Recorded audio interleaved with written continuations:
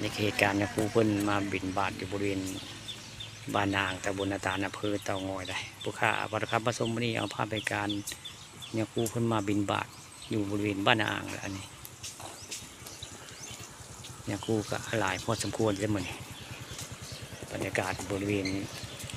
บ้านอ่างในตอนนี้กำลังย่างขึ้นไปกูได้ย่างขึ้นไปอ่างเก็บน้ำหัวหินตาดบ้านอ่าง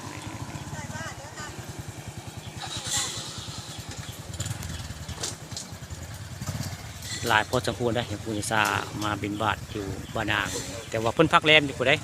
อ่างเก็บน้ำหัวหินตาดผู้ค้าปานความผสมก็ได้อาภาพเหตุการณ์ข้าเจ้า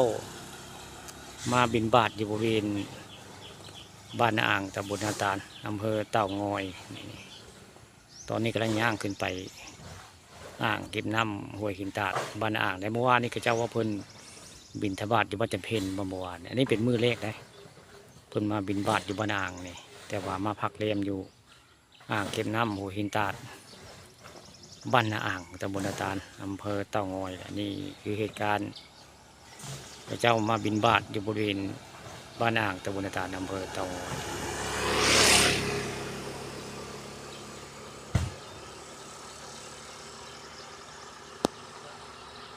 ตอนนี้ก็ยังย่างเลี้ยวเข้าไปอ่างเก็บน้ำห้วยหินตาดได้ในตอนนี้กำลังย่างสีเลี้ยวเข้าไปอ่างเก็บน้ำห้วยหินตาดบริเวณนี้คือบ้านอ่างคือการได้นี่บ้านป่ายางบ้านป่ายางอันนี้อนาคตจะเป็นบ้านป่ายางได้นี่แหละคือเส้นทางบ้านอ่างตำบลนาตาลอำเภอเต่างอยแล้วนี่บรรยากาศอึมครึมเลยวันนี้บรรยากาศอึมครึมและทำท่าคือฝนสิตกวันหนึ่งวันนี้มือพามาฝนได้ไหมทำท่าคือฝนสิตกได้ลูกค้ามาเอาภาพอย่างกูจะซาเพิ่นบินบาทแต่ว่าทำท่าคือฝนสิตกวันนี้